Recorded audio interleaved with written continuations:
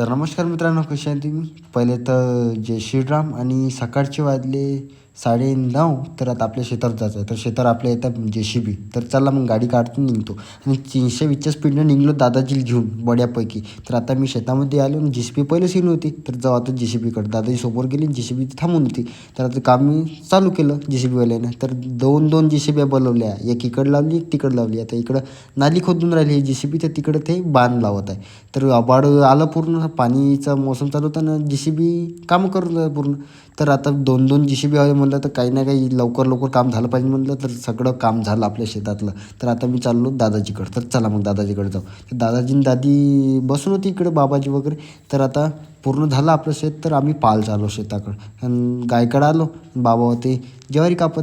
तर ज्वारी कापणं झाली ना, आम्ही आता वावर पूर्ण पाल चाललो. कसं केलं बा JCBवाल्यानं. तर चला, तर ब्लॉग आवडलं नक्की लाईक करा, सबस्क्राईब करा.